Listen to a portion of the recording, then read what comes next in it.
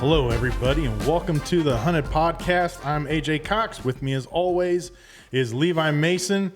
You want to see what we're up to? Go follow us on Facebook, Instagram, YouTube, all that good stuff. You can definitely, if you don't care too much, usually we try to at least give just like the little tidbits that we're going through and doing on all those platforms and everything. But won't bore you with all that, so we're going to dig right into this. All right. This episode, just like all of our others, are brought to you by Rec Broadheads. Matt just went through. We just did an interview with him a little while back. So if you were just listening to that one, make sure you go back and listen to that. It was very informative on kind of, why Rec Broadheads, which Levi and I already know, are, doing things that other broadheads don't do. They're I guess you'd say, kind of maybe changing the game a little bit with some of their ideas, which we think is great. We think they're going to be going on and doing nothing but the up and up. And then we got Wild Oak Whitetails Buck Lure. Make sure to go through, follow him also. It's always interesting to see, when he goes through and kind of puts out, his does and estrus and everything. Levi and I kind of take that as maybe like a little cheat sheet when he gets a hold of us and says, hey, I have a doe that's about ready to go in heat. So we got a little bit of an idea, at least in our area, of, when maybe some of them does are going to start going into heat and the rut's going to start kicking off. Then we got Dominant Strands Bowstrings. We also just did a podcast with Lewis again, also very informative and everything on how he's changing some things up. I know bowstrings are not exciting by the sounds of it, but if you want to understand how important bowstrings are to your bow and everything, you need to go through and listen to that one. And then we got ECW hunting calls. Jeff goes through, does all these by hands. Man, he does turkey calls, a whole bunch of different styles of goose calls, buck calls, all that good stuff, slate calls. So make sure to go through, check him out. Marath Welding. If you want to see something that's interesting, go through and see what he's getting himself into. Man, he's upside down in corn cribs sometimes. He's underneath humongous pieces of machinery. He's tiptoeing power lines some way to go weld some thing on top to, I don't even know. Go through, check him out. And then Hex, go through and see what Mike's got kind of going on in the works. Spoke with him a little while ago, and everything's kind of staying the same, but he's always looking to change things up a little bit. If you don't know what Hex is, it's an underlayer. You go through and wear it, and it kind of depletes your electricity that you give off. If that doesn't make sense, go through. Like I said, go check them out and watch their videos. They're incredible. Levi and I have had firsthand experience with them, and we are definitely big-time believers in them. And then we got Nature Made Jewelry with Levi. He goes through, takes these sheds that he goes through, finds and everything, and makes them into jewelry and everything. Go check that out. And then also with Levi, National Land Realty. So if you're interested in buying, selling, anything like that, or just general questions as far as land realty goes, look him up, give him a call and all that. Then Backwoods Premium Wildlife Products. We're excited to go through and put that out this year. Hopefully weather cooperates with us a little bit better. Our plots came in okay, fine at best. So hopefully we get a little bit better weather this year. We get it planted at the right time, and then those things will be fire, and we can just tear them up like we hope to be able to do. And then, not a sponsor, but he's the guy that goes through and does sweatshirts for us, does hats, T-shirts, things like that, is George with Redbeard Custom Engravings. Make sure to go check him out. If you're interested in getting any the hunted basic apparel, go through, look him up, and he will hook you up. So one more time, go through, make sure you check out all of them on their social medias and everything like that. You won't regret it.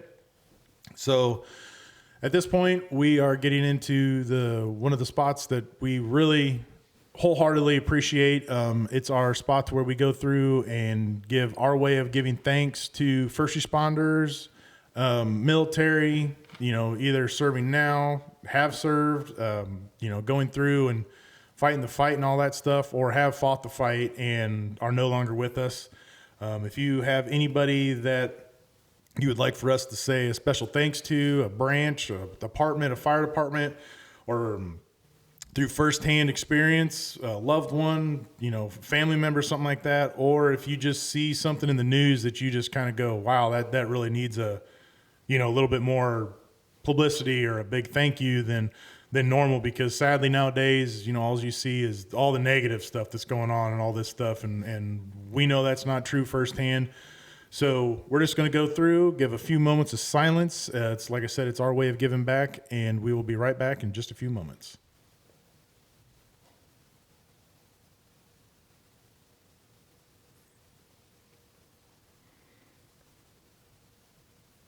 All right.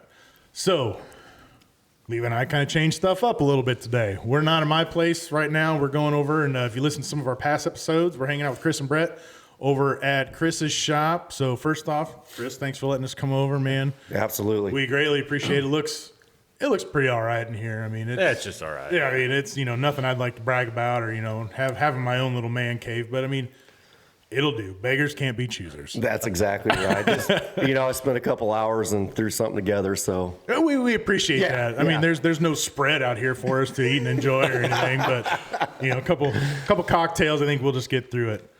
So, yeah, we're just going to dive into this. We really don't have a game plan. You get the four of us together. I mean, Lord, how long we've been chit-chatting already, and we decided, we better put some of this down so we can, put our wealth of knowledge and our just great personalities out there for people to enjoy. So I think to get the ball rolling, we'll just talk about, because we're in that time of year right now, we'll just talk about shed hunting, because a couple of you boys went out already, even today, and found some on the way in. We'll have Brett. Go ahead. Right. Go right You got ahead. the freshie. Yeah. Exactly. Well, went out about second time yesterday and finally found one just on the edge of the field. And then today before the podcast, I was like, I'll go out to the farm and look around a little bit. So I got in my truck. The fields are not too wet. You can drive on them, and just kind of drove around some standing grass and ended up looking in the timber a little bit and found a pretty good side. I mean, he broke off his G3, or G2. Yeah, G2, but I mean, I think he'll be a good one. I got a picture of him in December 12th, and it's that side. I'm pretty sure that's been sitting there since December 12th. So how it hasn't been chewed on is beyond me, but I'm going to be out there and looking for the other side because I think it should be in the vicinity. Yeah, that'd be a great pair. Yeah. And I mean, we were talking earlier, just like you were saying about having December, dropped off at that time. I mean, that's just crazy. I mean, it's beautiful, dark, not chewed up, anything like that. I know you've been kind of like me. You get on the struggle bus with that shed hunting sometimes. Here and there. Yep. So, I mean, was this kind of an area to where you thought, you'd have a good chance? So I find horns up there every year in that area. Usually it's a food plot. Didn't have time to do a food plot there this year, so it's just a tall grass, just kind of nasty looking. And they'd love to bed in it. Actually, the year before last year, I found a match set in there, and it was one of the big bucks I've been seeing. Never seen him from a stand, but I seen him trail camera wise.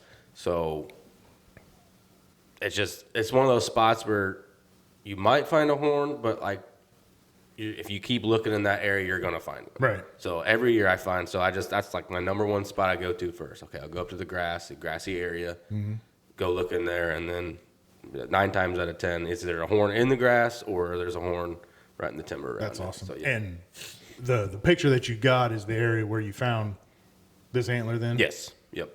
I mean, I think that's Yeah. very big. That and trail helpful. camera picture is west of exactly where I found it, just right there on the edge of the grass, and then it's a cornfield, and he's right there. About how far? Maybe 80 yards. Oh, shit. Where I got that So, I picture. mean, it's Yeah, it's right there. right there. That's Yep. awesome. Yep. That's awesome. And then I know you got a little bit of a sore throat, but we're going to fight through it. But you found a couple today, didn't you, Levi? No, I was just messing with you guys on Snap. You liar. No, I didn't. I think I picked up 8 total in the past week. So not a bad start. Couple good trips, and haven't really been finding them in my normal areas. It's all been right on the edge of cornfields and kind of in the fields. I found one little one in the timber. Other than that, I mean, the timbers are just beat down, but there's no antlers in them. Yeah. Which is weird because I think we're all kind of seeing that too. Like you're walking, you're just looking around like There's sign. there has to be around here. Yeah. But I mean, you said almost all yours are for sure have dropped. Pretty much, yeah. And except for this morning, I had that one come through on that other farm, and he still had both sides. But other than that, I would say probably 90% of them that I've had on camera in the last 2 weeks have dropped. It's just kind of odd to me because, again, correct me if I'm wrong, but it seems like almost every year you say, hey, I usually find 2 or 3 here, 2 or 3 there, and things like that, and you're not finding them. I don't know if it's just the wrong time range or whatever, but to me, it's just kind of odd that I guess your honey holes aren't really producing, right? So it's kind of making me wonder, like, where do you think these deer went? Well, last year we had a sea of corn all around us. I mean, there were so many cornfields, so food was just everywhere. This year, we have a lot more mature CRP and a lot less cornfields, a lot more bean fields. So I think the majority of those antlers are in the CRP now that it's mature, or they're out in those cornfields. I gotcha.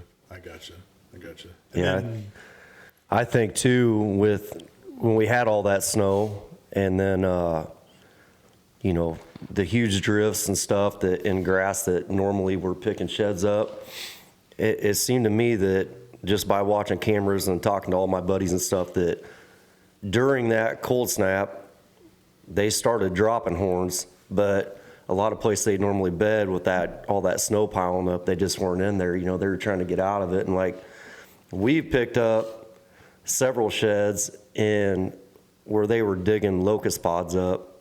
I've noticed that. Yeah. There's been a lot of pods that have been eaten on. Yeah, like straight across where the point comes out over there.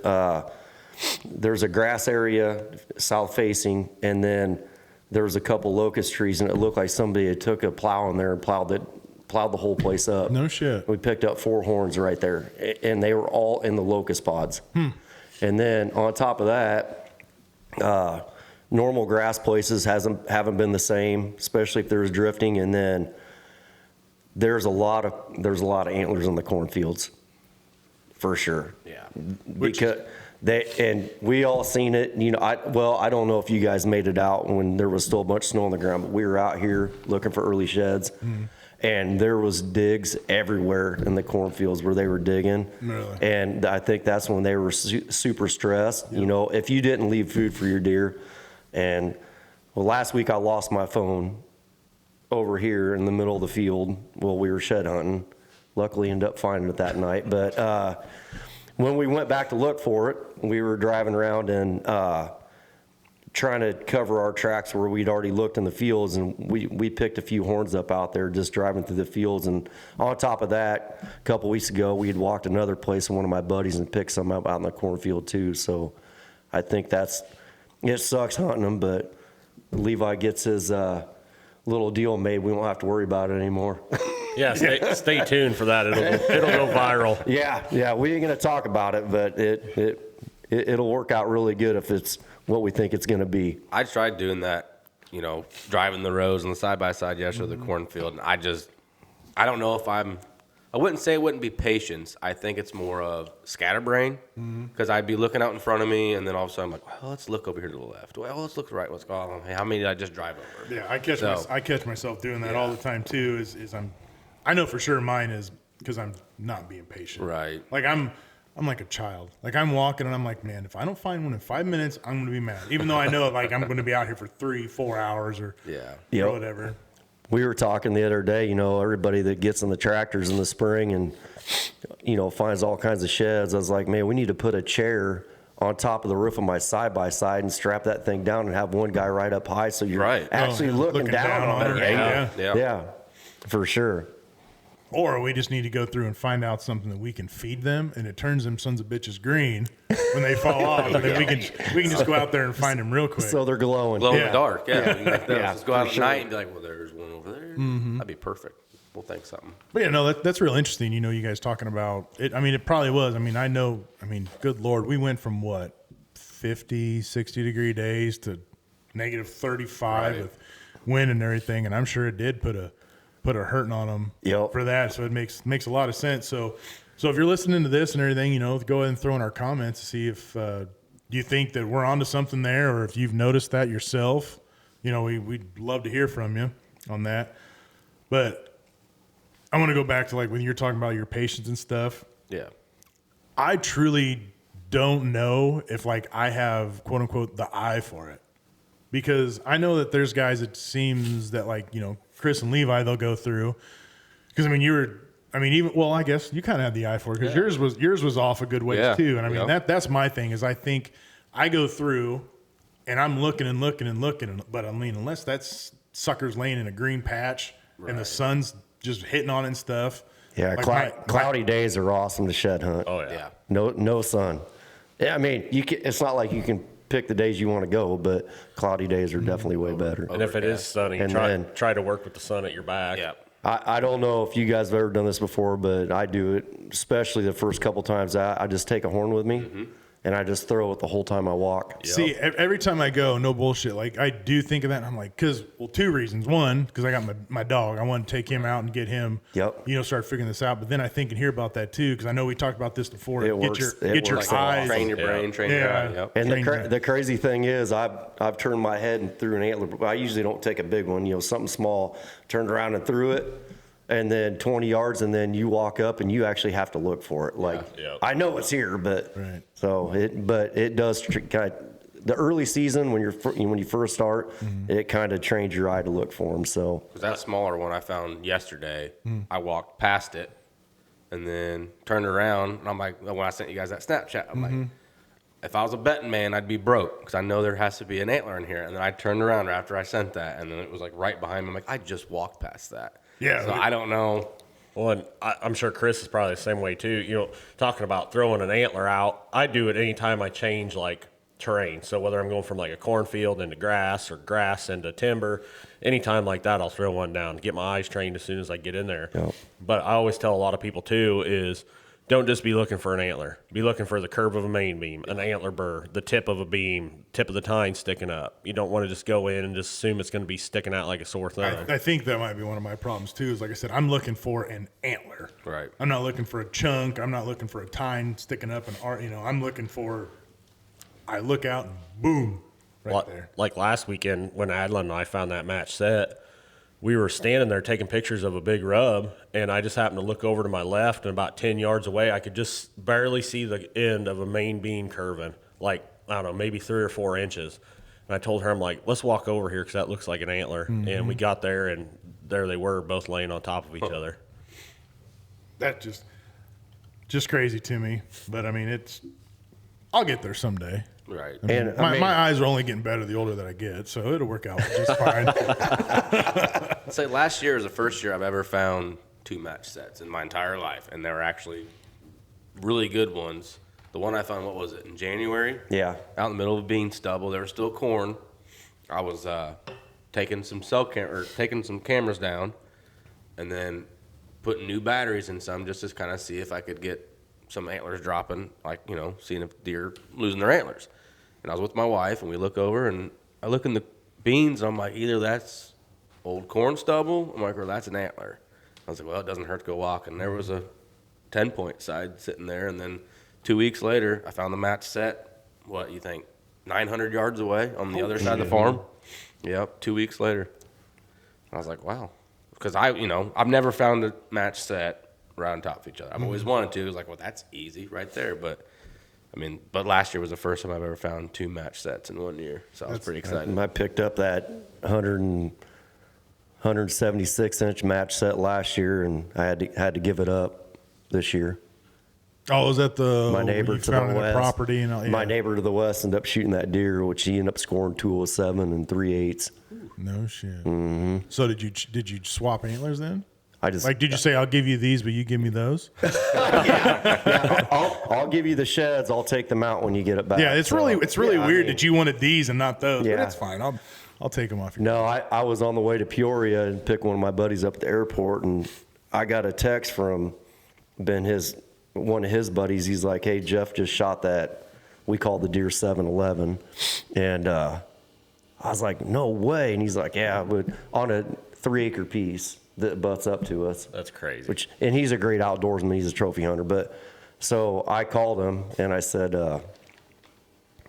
"You just shoot 711?" He goes, "Dude, I don't know this deer. I was getting ready to call you, and I'm sure you know it." And I'm like, "Oh yeah, we know him." And he's like, Yeah, I said, well, I got both sides from last year. I said, I'm in Peoria, stop by my shop and grab them. So it's always awesome, especially a guy that you know that shoots a deer, and to be able to have both sides to go with it from the year before. So, and we're all in this area around here, we've all done that with each other, you know, just as far as giving antlers back if somebody shoots one. So, Yeah.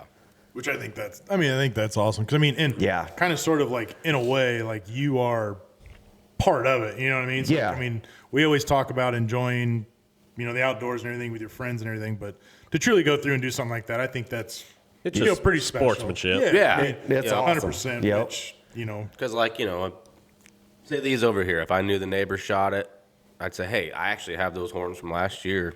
Have at it. You would maybe think they would do the same for you, but it's just, I don't know, common courtesy maybe. Yep, you would hope. Yeah. which I'm kind of looking forward to it because I think Levi and I might have kind of sort of touched on this on a different podcast, but I'm going to start hunting a property that I had permission to hunt on that I forgot to hunt on. But Levi ended up actually knowing the people to the south of where I'm hunting, and he's been nothing but open arms, like sending me pictures, telling us this and that, telling Levi like, hey man, you know, like don't sell this area short. Like I see deer going this way and going that way and things like that. Yeah. I mean, which I think is great. I mean, everybody wants to kill big bucks, big deer, you know, and everything like that. But I mean, like you're saying, sportsmanship. I mean, we're all in this together. Well, it builds friendships and Yeah. it builds relationships, and it's nice when you can have neighbors like that you can trust and they can trust you, and you guys can, you know, get along and enjoy the outdoors together. You know, there's nothing that pains me more than not having neighbors that you can't get along with. You know, and Yeah. And, you know, having a neighbor that you get along with, I mean, especially sharing pictures, it is so huge on killing a deer. Yeah. If you're after a certain deer, I mean, if everybody's on the same page, they're texting you, hey, dude, I'm watching him come off mine into yours. He's doing this, or the exact opposite. But, you know, that's not a lot of that goes on. But Yeah, exactly. It is awesome. My neighbors, brickyard neighbors, which it's split up in two, but they're super cool. When one of them is Josh Bomar, which kind of built a little relationship with him this year. Didn't really know him before, but sends me all his pictures, videos.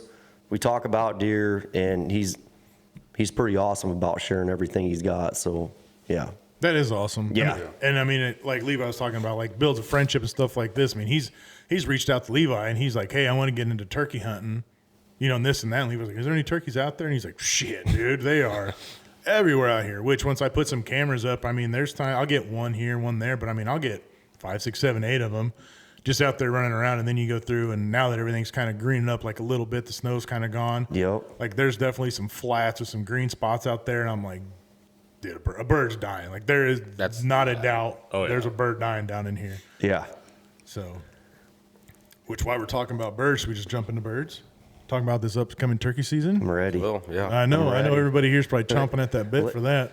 Levi got me into a straight panic Yeah. mode this week. Hearing all them birds gobble, I couldn't be out there hearing it. That's the best. I mean, that's a sign of spring. oh yeah, absolutely. it was crazy. Went out to start my truck, and I don't know, there was probably 8 or 9, 10 birds gobbling all over. I mean, just gobbling at every single sound. I mean, the eagles were doing their thing and making some noise, and the crows, and I mean, it was just nonstop. Hopefully this weather. I get it. We're still in February and we got some shit weather probably still coming. But hopefully this year we at least get to ease into a better spring this year. Right. Yeah. Set up.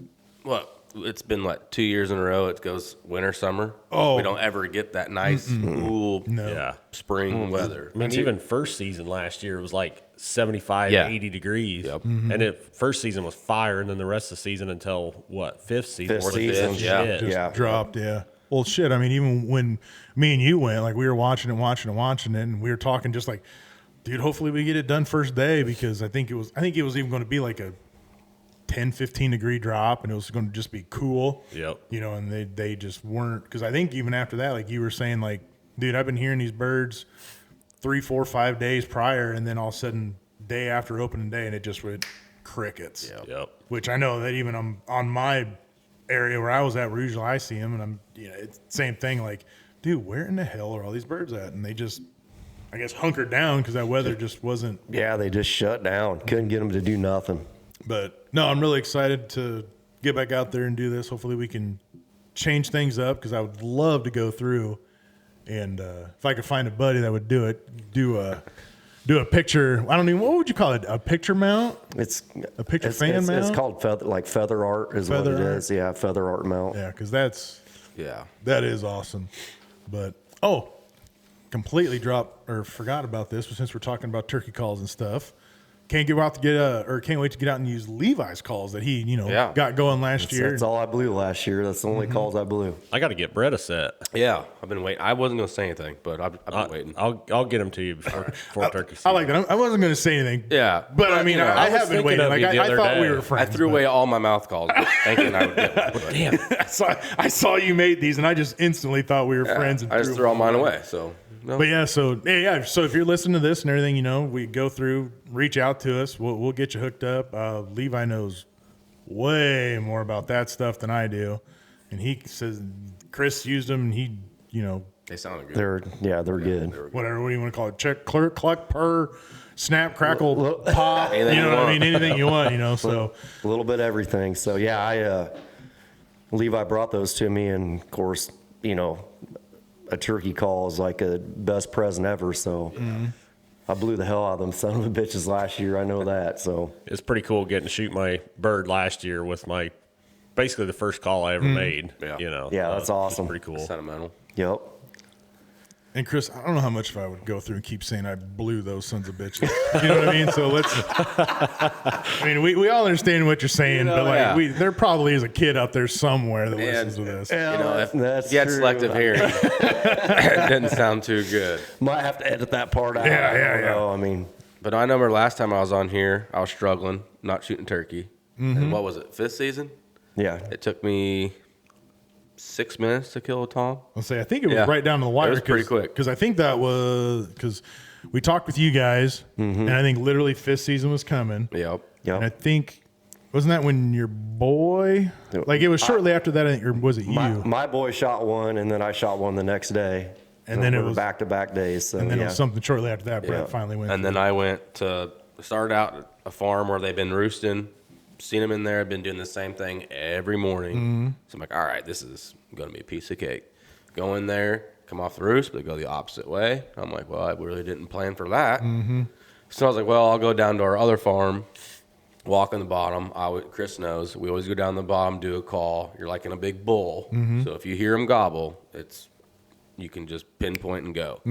Well, went down there, called, had a hen respond to me. I'm like, well, that's cool. I might just move in on here and see what she's up to. As I get to walking up, I don't know, maybe 40 seconds into this hunt. Start walking down and just kind of like peek up to see where she's at. And I just see a tail fan. I'm like, no way. I'm like, why isn't he gobbling? As soon as I said that in my mind, he gobbled, just started hammering. I'm like, oh, crap. So I wish this could have been all on film, but I barrel roll into this tall grass. And I'm like, do I put a decoy out? I'm like, I don't know. At this time, he's just still hammering off. And I'm like, okay, he knows I'm over here or a hen's over here. So I'm sitting there, I click my gun off safety. I'm just kind of pointing to where he's coming from.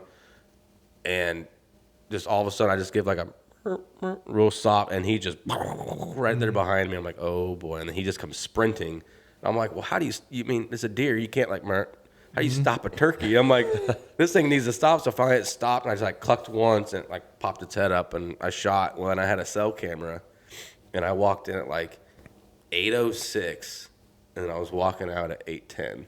I'm like, well, that was quick. That's Why awesome. can't it happen always like this? Dude, that sounds almost exactly like like yours. But dude, that's funny though that you brought that up. Like, it's not a deer; you can't stop him. Yeah. Yeah. So I mean, feared for your life and just had to send one down range. Well, that bird I shot, which you guys know, I told you a story, but I shot it, I crawled it through grass because it kept coming in and out of this fence line. So I got down, crawled, and it was behind this big cluster of shit. And then he'd pop back out, get to the fence line, look through, and I was like, hell, then I'm just gonna crawl. Well, I get to like 40 yards, lay there, he comes back around the corner, walks out in, I shoot, he's flopping all over the place, run out there, Snapchat, sending my wife, sending my buddies, my boys call me, pick him up, carry him back to where all my stuff's laying. I'm sitting there talking to my boy, and all of a sudden I heard something, and I look back, and that fucker takes off. He's gone. Just gone. Just gone. I mean, after I carried him 40 yards, he's gone. And I told Cade, my boy, I said, dude, I got to go. He just ran away. And he's like, huh? I said, he just ran off. So I took off, couldn't find him, went into a bunch of thick stuff. I came back to get all my stuff and picked my phone back up because I just threw my phone down. My wife's calling me. She's like, how'd the hunt go? You know, I was like, well, that Snapchat I sent you, that bird flopping around, I said, yeah, I lost him. She's like, how do you lose a turkey?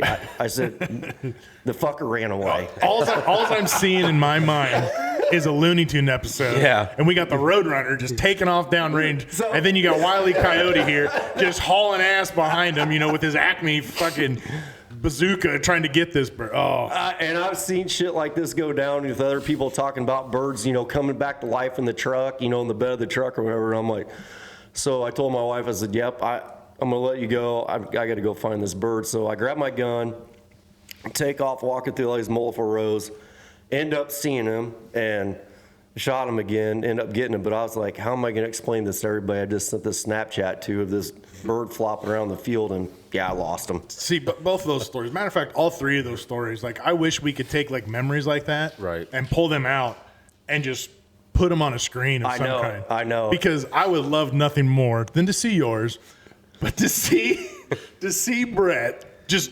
basically like, you know, an old girlfriend's coming down the road that you haven't seen in a while, throw himself. Oh, that's exactly what just it was. throw himself into the timber and just roll around Yeah. and then like not move because he's like, hey, if you know she doesn't see me. I don't move. If I don't move, it's I'm hidden. oh my yeah. god, dude. That was, If I don't move, I'm invisible. exactly. That's another good thing about turkey hunting. Of course, none of us were hunting together, but that is an awesome thing that you can go hunting together. Yeah. And, Oh, absolutely. You know, you could have 4 guys out there if you want. I mean, and get to share all that stuff. You know, that's what I love about it. You know, it's more of a companionship sport compared to like deer hunting. Yeah. And that's the thing. Back to the barrel roll. I think it was one of those like, I don't care if it's thorns. I'm not thinking about my safety at this point. I'm like, there's a turkey right there. Right. I don't care if I'm going to drop into a 5-foot ravine into water. I'm like, I got to get out of his sight. But of course, it was safety. I was safe, but. Oh, absolutely. It was the safest throw my body to the ground Yeah. barrel roll that you absolutely Yo. could do. Finger was never on the trigger. No, you know, it no. was yeah. But no, getting back to the camaraderie thing, I know I've brought it up before, but I mean that's one thing that I you know I like doing that with Danielle is because you know she can be right there. You don't have to worry about being so quiet, scent control, Yeah. all this and everything like that. Yep. I mean it's one of those things to where like she's chomping at the bit so bad. Like I bought her 2 tags this year. Yep. Never did it before. She just kind of wanted to go and be part of it. Yeah. But the couple of years that we've went and it's like that experience coming through. Yep. I mean, short of me telling her to pick her feet up and move her little fucking legs, you know, she has a great time, you know, when we go out there and stuff. So Yeah. I know I've said that and I'll probably keep saying it until I'm blue in the face, but like turkey hunting is something that is just blown up that I never thought I'd ever. And I think I'd it's a never good way to introduce people into 1,000. outdoors. Oh, yeah. Because like deer 1,000%. hunting, you know, I mean, all of us, we take it very seriously. And like turkey hunting, we take it seriously, but it's like a learning factor. Because that's the first thing I did growing up with my dad was first thing I did was turkey hunt. Same here. And so it's just like, all right, you got to learn how to be quiet. You got to learn how to wake up before the sun's up. You got, watch where you're stepping, watch where you're going. And then, if you do get a chance to harvest an animal, you get that. Well, first time I ever tried shooting turkey, I had turkey fever and couldn't shoot. And my dad also had a tag for that season. So he just took the gun. I'm like, I can't shoot, Dad. I can't do this. And he's like, what do you mean you can't do it? I'm like, I can't see. He's like, you can see. And then I got done. I mean, he shot, and my hands were shaking so bad. I was probably 6 years old, 7 years old. And Boy, you want to walk back to the car? he goes, you know what they call that? He's like, what? He's like, they call that turkey fever. And I was like, no, I feel fine. He's like, no, that's not what I'm talking about, a fever. It's just, he's like, you had turkey fever. And I remember to this day, I couldn't. I remember seeing the turkey. I remember looking down the barrel, but I don't remember, like, I just remember shaking so bad. I'm like, I can't shoot. I still get that shit. I do too. Which is awesome. And I don't know if you guys listen. We did one the other day with my friend Dusty and Zach, and almost to a T, what you're describing is like with their target panic, the stuff that they go through. It's just like their brains and everything just shut off, and they go through the motions. And even Dusty said almost exactly like you said, like, he goes home and says something to his wife, and his wife's like, "What do you mean you don't remember? Like, what do you mean you didn't see anything? Like, it's your body just goes like on autopilot. And you just got to fight that." Yeah. It's crazy. Yep. Like I've noticed deer hunting wise this year, had a really good deer, really close opportunity shooting it, but it was the first time that I actually had a big mature deer come in, and I felt like I kept my shit together, like 100%. Like, was drawed back, ready to shoot, didn't go into panic mode, had watched the deer for probably 2.5 minutes, filmed it on my phone for a minute and 20 seconds coming, and then I didn't get the opportunity to shoot him. But after he was gone, then it all came out, and then I uncontrollably shaking and about ready to fall out of my stand, but I held it together during the moment, you know. That's what Dad always taught me. He's like, get excited after. Yeah. He's like, ice water in your veins until then. That's what I did. But I mean, how to get yourself to that point, and I didn't do nothing different. I mean, but it just happened that way. Yeah. When he first came out, I knew what deer it was for sure. And I'm like, at first I was like, you know, my heart's pounding. I'm like, okay. And at that point, he was 150 yards. I'm like, the chance of him coming this way anyway it ain't gonna happen. And he did, but I somehow calmed myself down until after the fact. So, not saying the next time that happens that it might be completely different. It might be a shit show, you know. You never know. I shot that big 9, I don't know how many years ago. We all went and tracked it. I remember calling you, and I was still on that adrenaline rush, and I couldn't even talk to him. I'm just like stuttering and like panting, and he's like, "Well, what's going on?" I'm like, "A buck." And he's like, "Okay, yeah." I'm like, he's like, "Good one." I'm like, good buck. And that's all I could get out. And then finally I got calmed down. He's like, "Well, what's going on?" I'm like, "All right." I said, "I just shot a good buck. Is he dead?" And I'm like, "I think so, but I'm gonna." And so then I walked back and they met me. Well, I was so rattled that there's this log I used to cross all the time. Well, I end up falling off the log into the creek. So I get to them, I'm soaked. I'm like, I got to go home and change. I'm like, I'm soaked.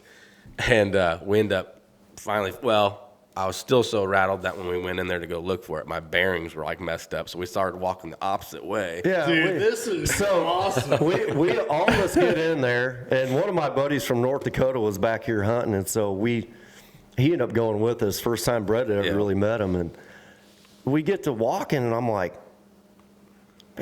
I know the property. I've been out there with him, and he told me where he shot the deer. I'm like, he's like, yeah, we need to cut up through here and go over here, and I'm just following. I'm like, we're going the exact opposite way where he told me he shot this deer. I'm like, well, maybe he was so worked up he told me a different area. I was like, are you sure we're going the right way? He's like, yeah, dude, should be right over here. And I was like, I think that if you told me right where he shot this deer, we're exact opposite direction. I pulled up my maps on my phone. I showed him. He's like, holy shit, yeah, we're not even close. Not even close.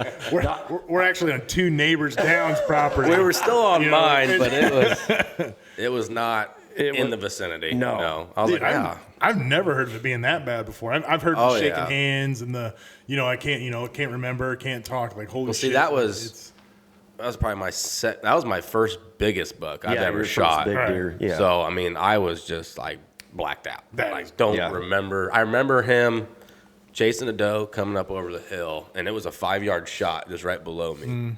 And after that, like when he took off, I'd say, well, which way did you go? I'm like, I don't know. Kind of one of those like both hands up like you're throwing confetti. He went that way. He went north, south, east, west. That way. I don't know, man. I was sitting here and he went, yes. Yeah. That's. I've never heard it that bad. It gets pretty bad. I mean, with a doe, I'll still get excited. Right. But it's not as bad. But like when I draw back on a buck, I can, like I look through, I see it, everything's fine. as soon as I let go and release and that arrow's gone, it's just like, I have no clue what just happened. Like even to today, you Yep. still do that. Yeah, but I can look through my peep sight, look through my, I can look at it and know I'm making a good shot, let go, but I could not tell you exactly what happens after that.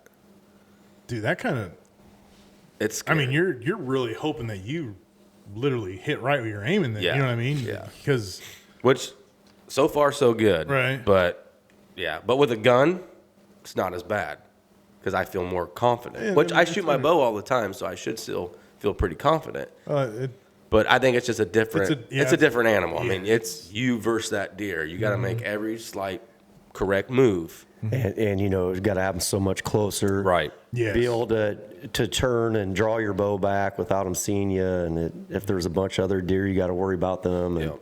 oh yeah, bow hunting's everything has got to be perfect. And that's It's why crazy. I love it. Just because. Yeah. oh, yeah, different breed all by, Oh, yeah. all by itself. Yeah. I think what gets me the worst is when they take their sweet ass time coming in. Yeah. Oh, yeah, and then But- you just sit there and think Yeah, the whole time. You get one coming in chasing a doe or whatever, even by himself, moving down the trail pretty quick. You know, not looking around, just doing his thing. You know, it goes easy, but I said the quicker, if it happens fast, I'm fine. But it's like you said, if they take their time coming in, it's just like, except for that one when I called you. That was actually pretty quick, but still, it was like, first time I've ever, because my first 2 bucks I've ever shot with a bow, I mean, I was younger. And this was like, I finally started like getting into trophy hunting. And I'm like, okay, I'm going to start passing deer up, start waiting for it. And then this was my first big 9. And yeah, after that happened, I'm like, okay, I remember watching it go that way. I'm like, but I could not tell you what that way is. It went the opposite way that I was Yeah. looking. Which way are you looking? If I I'm, don't know. Yeah, if I'm looking this way, it went went that the other way. Yeah, so now we know what Brett shoots a deer and we get out there and he's like, yeah, it went this way. We just go the Just go the opposite. way. We'll Yeah, find it. exactly. Yeah, for sure. But speaking of all that, dude, could you imagine with that big ass buck on your property that one day we went and sat in the snow and stuff, and he was, Jesus Lord, how far? 800 yards away. at least, yeah. I mean, he was way out he there. was clear. Yeah, he was pretty much clear on the other side of that farm. And we could see his antlers from we were sitting there, like without the binos. Then you put the binos on, and you could. That's a giant, Yeah. giant. Oh, absolute. We were giant. like, holy shit. And it was one of those. I was not gonna lie. I was kind of crossing my fingers a little bit because Levi thought he was gonna be nice. Didn't even bring a bow. He's just taking his buddy out and stuff. And I'm saying, man, if that deer comes over here, friendship might be over. No, Lately- I was prepared for something like that to happen. I'm not going to take somebody out and, even though we were really trying to shoot a doe, I'm not going to take somebody out and, have a freaking booner walk by and just be like, nope, sorry. Yep. That's Sorry, off yeah, limits. that's not Can't gonna shoot be. that one. But you know what you could do? You could be a friend and give me your bow. Yeah. And let me do. I know I'm not. Well, I was prepared. tagged out, so I was screwed. It was all on Oh, you. that is true. Oh man, I should have just let one rip. just Aimed really high. just really, really high, aimed at the top of the trees. And Yeah. let her Yeah, eat. about 38 foot high. Yep. So, but I want to try to go back into turkey hunting a little bit because I know we get bullshitting a lot, but I want to try to sometimes give, like how, not necessarily we, because I pretty much suck at it, but when you guys go out and you go turkey hunting and stuff, I mean, I guess what are your basic kind of first things that you're looking for? Like, are you out roosting like 3-4 days before, trying to figure out where they're going? I mean, The people that say roosted ain't roasted are full of shit. Right. I'm going to tell you that right now. never heard of that. Yeah. Oh, yeah. Roosting Ain't roasting. ain't roasting. Yep. Like, what? It means if you go out and roost a bird, there's a good chance you still ain't going to kill him. Oh. Okay. Yeah, I'm here to tell you roosted is roasted. Yeah. Yeah. If you know what you're doing and you can roost those birds and you can, and a lot of people, it's getting in there way before daylight. Pinpointing that bird on the limb the night before, oh, shit. getting in there way before daylight and getting in there within 100 yards or less of him. You want to be the first sound he hears. Your odds increase 1,000 times. Right. Really? I don't know how many birds that I've killed, like last year when you were with me, right off the roost. And I know you even said too, Brett, that you did just like a very, very, very super soft yelp. Yep. Are you- Start out with tree yelps. Are you trying to do that to make them think like a bird's way out in the distance? Is it supposed to sound like a younger bird? Like what? Well, that's just what's what the hens do first. Yeah. As soon as they wake up, they do that soft yop, yop, yop, yop, yop, Yeah. yop, yop, yop. And then they might start in a little bit more, and then they might throw a couple soft clucks in there. Yop, yop, yop, yop, yop.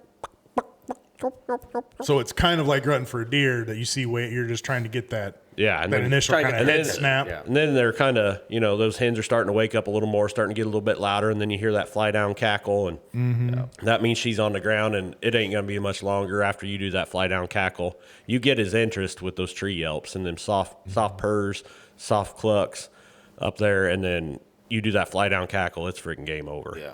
And I know you said you wanted to get within about 100 yards or something, but what would your like ideal, if you know these birds are in this tree, this and that, like what would your kind of ideal be to where like you want to get close to that tree? For me, it's 75 yards. I was gonna- 50 to 75. A lot of it just depends too of where they're roosted at in the train on how you if you can get in that close. But yes, if you can get that close, that's And like Levi said, you got to get there early, like early. And I've noticed too, like, in the spring, I think you've showed me it, like where you can see where they would fly down because all the leaves are kind of just like, it's just like, Well, and you can even kind of, if you haven't been in there yet, and well, like prime example was I shot a bird a couple years ago right by my house, and I'm down in this little bowl, and it's kind of thick around me. The canopy's kind of thick, and I'm looking. I'm like, okay, where's this? Because he's roosted right on the edge of the creek, and the other ridge is to my left. And this is only like 20, 25 yards wide in there. I'm like, okay, he's going to pitch in on this side of the creek. Where's he going to come? And I'm kind of, as it's breaking daylight, I mean, I'm within 50 yards of this bird on the roost, and I'm just kind of moving my eyeballs, looking at the canopy, and I kind of see an opening kind of catty corner to my right, and I'm like, he's going to come right through this freaking opening and sail right across the creek and come and land right here. And he did. Like, he literally pitched down and flew and made a loop, and like, I don't know, it was about 10 yards from me before he hit the ground in the air still. And he hit the ground. I don't even know if he was 10 yards from me when he hit the ground. Very interesting.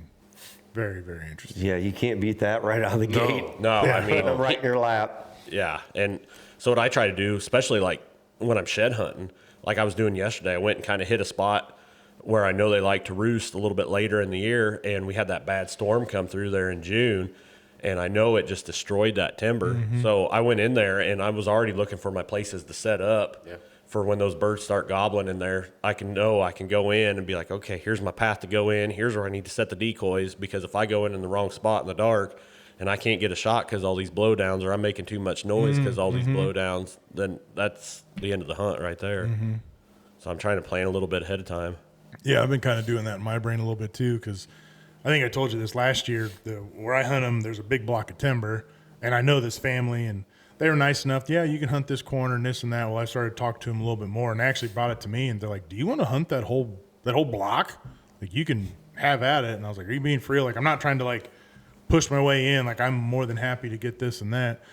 So I think that's gonna, in turn, help me a bunch, because they either pitch one way into the field and then they come right to me, or it seems like almost more often than not, they're pitching down. I don't know if you remember, there's that opening to where kind of me, you, and Kaylin set a tent, and then it was all down kind in that of flooded. bottom. It was kind of flooded out.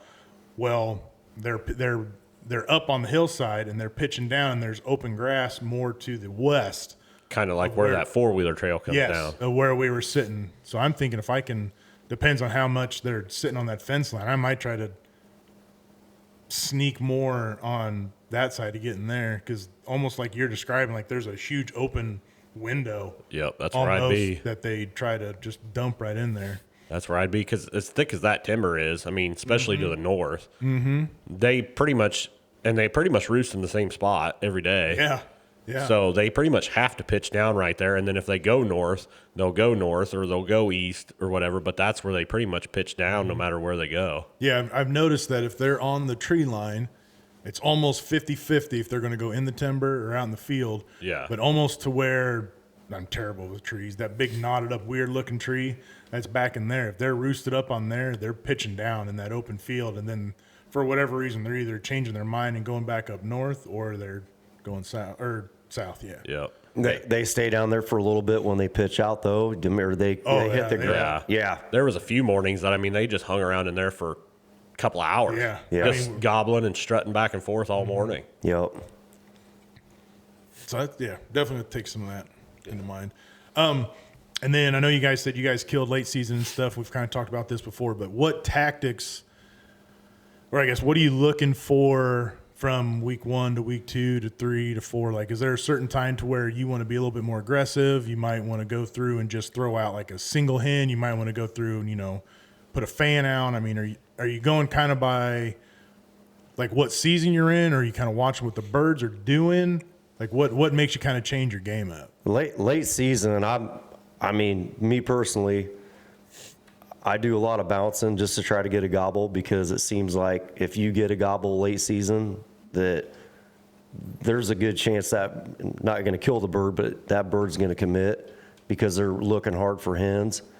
Earlier, I used to run a gun really hard, but earlier seasons now, I spend more time on sitting in an area that I know there's birds and not move so much and not get so discouraged. But the later the seasons get, I definitely do a lot more moving around, trying to locate a bird that'll talk back. So, and I'm asking this because I think this is how my season's going to go through. I'm hoping to get first season. I got And first then season tag. I'm not going to get another one until 4th and 5th. So for 2nd and 3rd, should I, on my days off, still go out there, try to watch where they're roosted and see if their patterns and everything still? I would, as long as you can't or you're not putting pressure on them. No. Yeah, I'll probably go through and sit like on that far hillside and just listen and try to watch. Because if they come down to that field where we were at, shit, dude, I can see those from space. Right. And that's another tactic too I like for late season is, these birds have been pushed around so much from farm equipment at that point and mushroomers and other turkey hunters. Just get to an area that hasn't had pressure. Right. And you're going to increase your odds, whether they're talking or not. If you know they're there, that corner of the farm hasn't been pressured or whatever, that you can go in there and be patient and be successful. Mm-hmm. Okay. And like Chris said, this season, I do, I'll go to a farm and go to a spot where I know I'll be able to hear them gobble. If I don't hear one, I'll walk down a bit, but 30 minutes tops, I'm there. I'm like, okay, if I don't hear a gobble, I got to try something. And then, but I won't give up on that spot.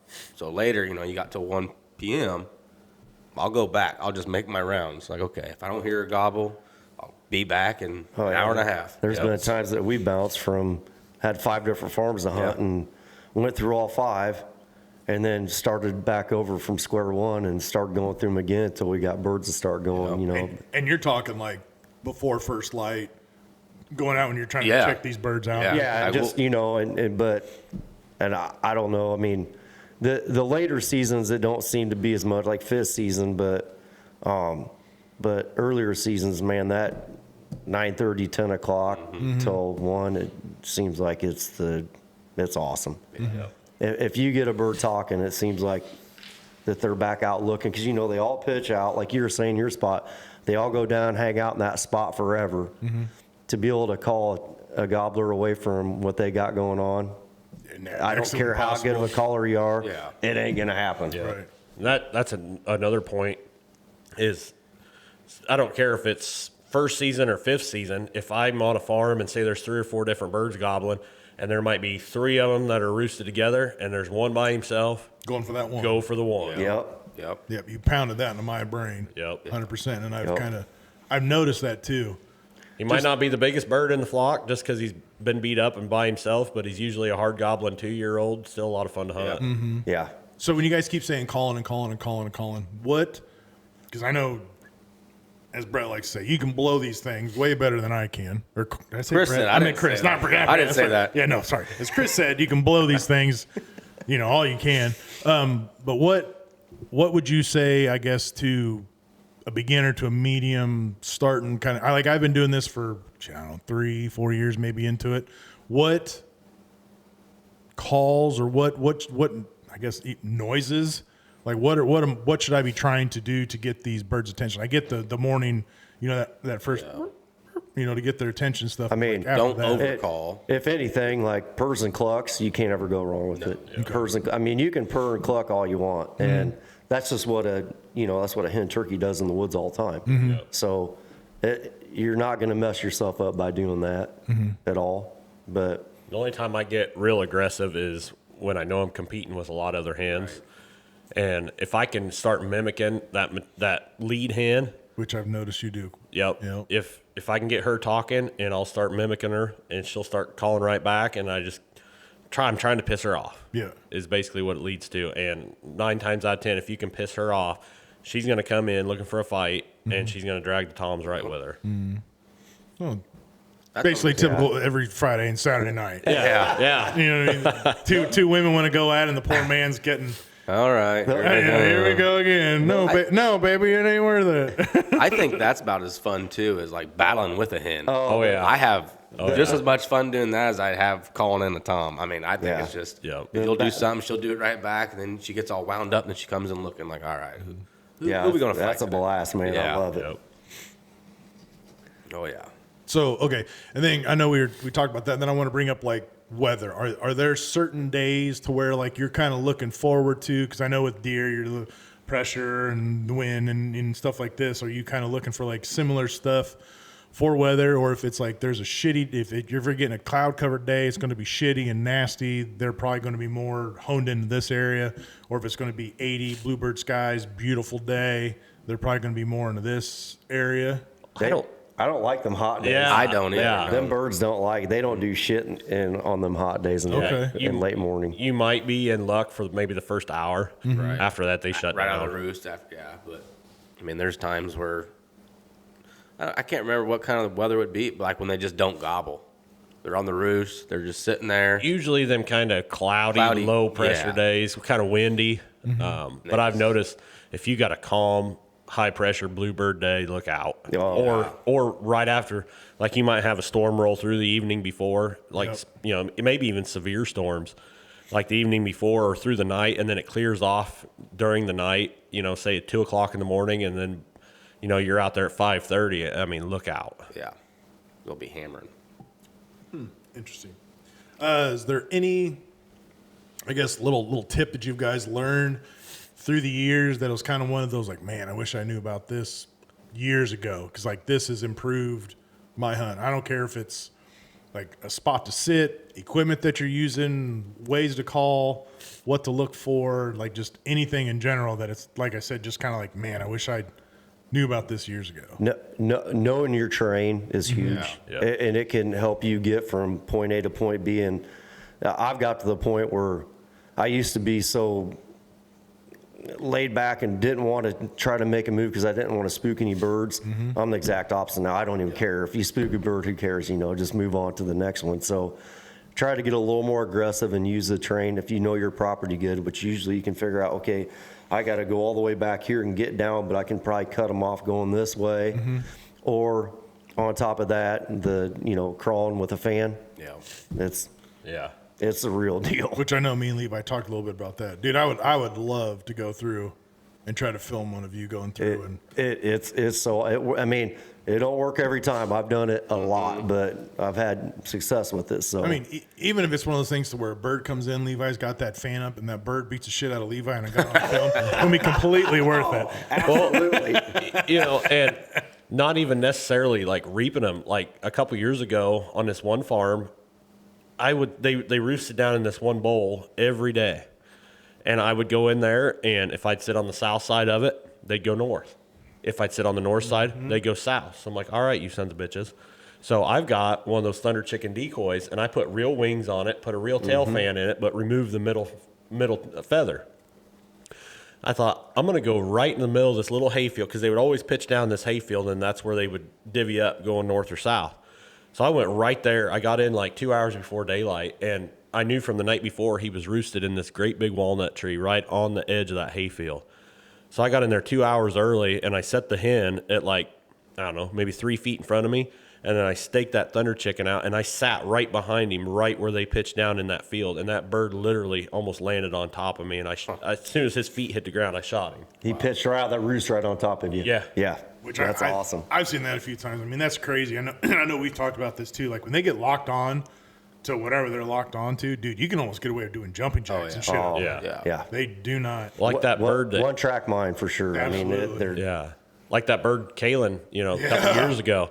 I mean, we could have sat there and freaking whipped the gun at him, and I don't think he would have cared. Yeah, the only reason that we stopped shooting because we ran out of shells in our pocket. Yeah. You know what I mean? She just bam, bam, bam, and he just fixed on it, and then he just finally kind of wandered off, kind of like that, all right, bitch, if you don't want this, I'm just going to leave. Yeah. I mean, he wasn't like. Well, that's like, I don't remember how many years ago now, but when I shot that one with the bow with Clark, I literally hit that Tom in the back with one of those guillotine arrows or whatever they were, and he thought it was the decoy that was picking on him. So then he starts fighting him. I'm like, well, how many shots am I going to get at this thing? So I just keep drawing. I mean, it only took 2. Just for the record, it only took 2. But yeah, that's what you said, one-track mind. Once they get locked in on something, like you said, I think you could do jumping jacks. Yeah. It kind of makes me, because, I mean, all your guys' stories was talking about how, you know, I mean, we're not talking yard. I mean, it was like feet. You know, like these birds can, like you both just said, like it was almost like shooting like out of self-defense. Like the bird was coming to you. You know, and when I killed my bird, I mean, that's kind of how it was too. I mean, he completely just bypassed. I mean, me and Danielle were sitting there, and we were pretty kind of sort of covered up, but I still felt like we were sticking out. You know, my big ass, my camera, you know, my bow and all this, and he just nope, I'm gonna go through and do that. I think to me personally, like that's almost like Levi was saying, that one single bird. You find that one that is just locked in like that. I think that.